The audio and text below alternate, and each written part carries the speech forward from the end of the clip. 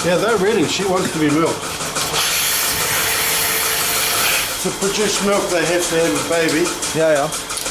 And in the first 4 days, they have extra hormones. And it's very stressful for the cow because she's not familiar. Okay. So if you have a cow that has good breeding, she's very adaptable. Yeah. And actually from the first milking, they're okay. Okay. They might move like this, a little uncomfortable, but they're okay. And then you might have another one that has different parents, and she might be very grumpy. You can tell how many times you've milked her by the number of teeth you're missing. Come on, girls, come on. These cows eat over 200 kgs of grass per day, grass and feed. So because they eat 200 kgs, that's the wet weight, not the dry matter, because they eat so much, of course they have to shit a lot.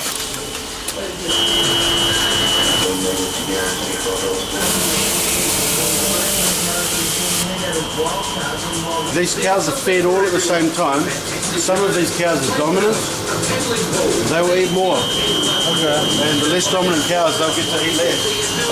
In an ideal situation, if we're feeding the cows really well, the less dominant cows have a good opportunity to perform. Okay. Yeah. So one of the things that we're managing during the year is the condition. If you look at the condition of these cows are a little bit light. Yeah. They're not skinny. Most of them are not skinny, and most of them are not fat. And if we have too many cows that are fat, we have problems getting them in calf again, getting them to have another baby. If they're too skinny, we have all sorts of problems with retained membranes. They get sick easily.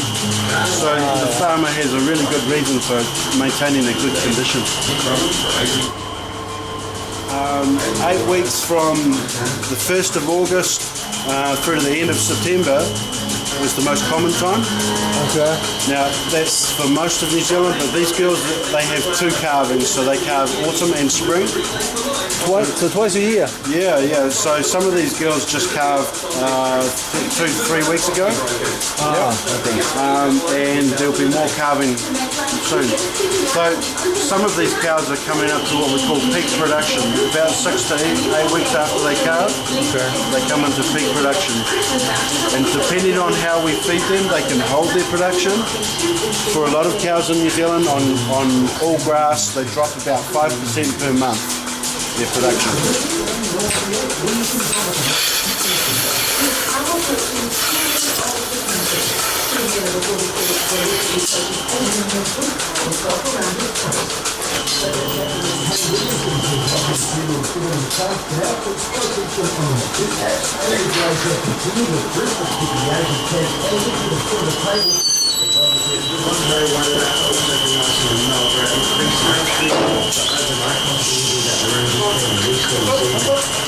That's a little bit painful when they do the freeze brand on them. She's cow number 44. That's like a name. Oh, yeah. These cows are pedigree, so they actually have a proper name. But it's difficult to remember the full name. Because they're different colours, they're easy to recognise. We have different breeds like the Jersey cow. They're harder to recognise, but you still get to know the individual cows. Yeah, see, there's only 200 cows here, so it's easy to remember.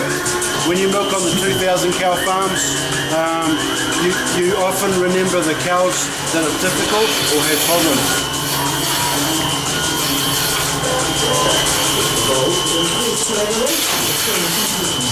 These cows are a little bit different to us. They produce over 170 litres a day of saliva. The average for this herd,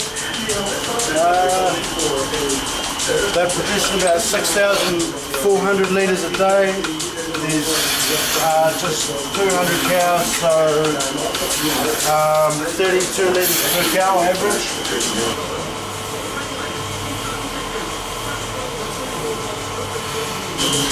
So the spray, David, is to keep the teeth in good condition. So what do you have in it? There's some alcohol-based sterilizer, so it kills germs. And there's some emollients in there that I really just keep the skin soft, so they don't crack and get diseases.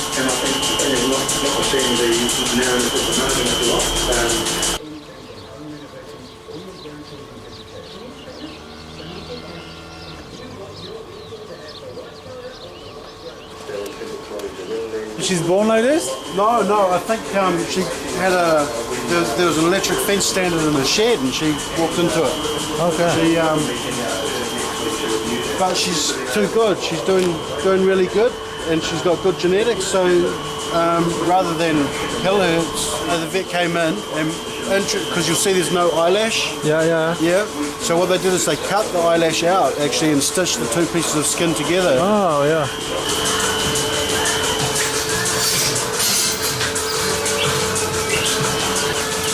Come on. Little girls, move up in a slow, orderly fashion.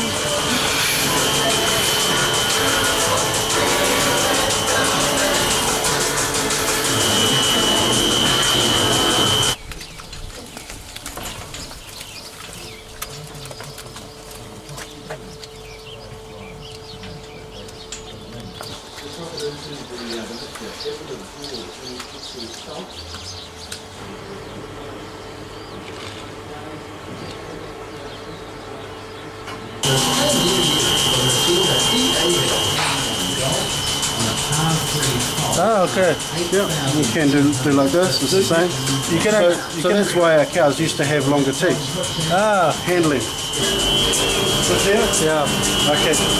If you look at the pipes, Yeah. you have two hoses. This is the milk line. Yeah. This is the air pulsator tube. So the milk comes into the cluster through the inflation up to here. This is what we call our main milk line. Yeah.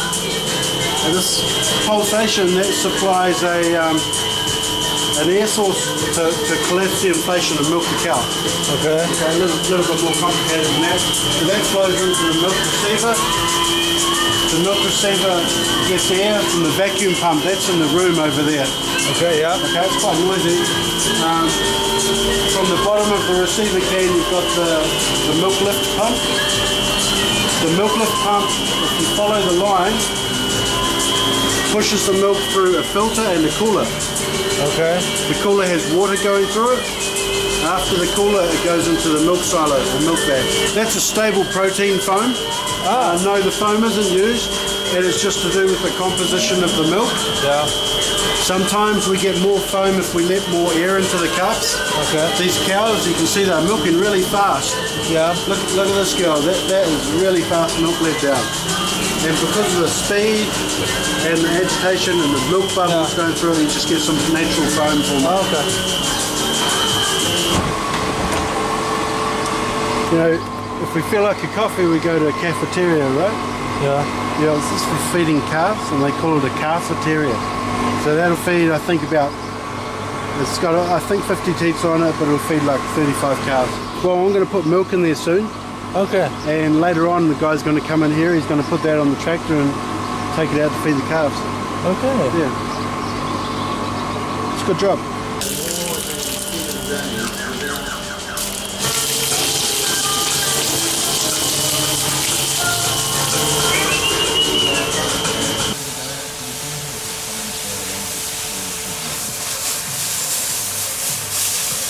When you want to do that delicious, this table just going to do this.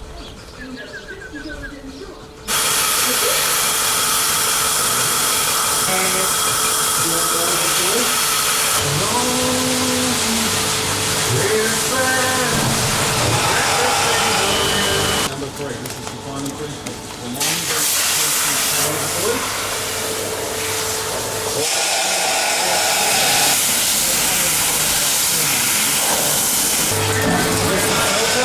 Yeah. Every milking. Yeah, they're single use. So you just use them one time and replace them.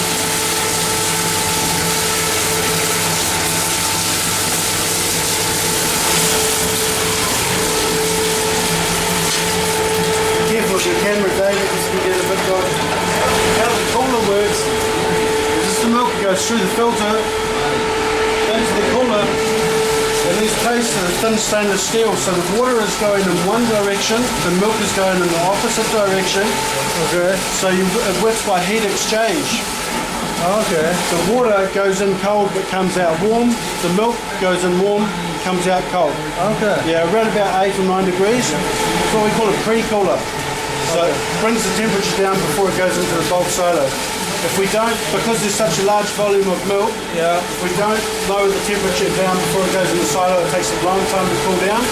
The longer it takes to cool down, the more bacteria will grow. Yeah, Sometimes harmful bacteria. And then it goes into the refrigerator, into the vat, and it has refrigeration cooling it from there.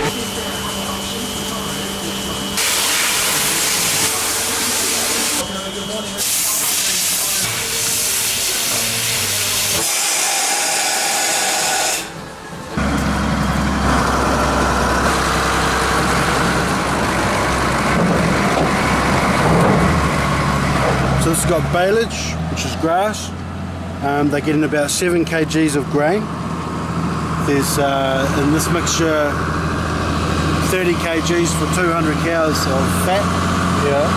There's urea, magnesium oxide, sodium chloride, lime flour, and multivitamins. Smells good, huh? Smells alright. Oh, there's also barley powder in there, that's the green stuff.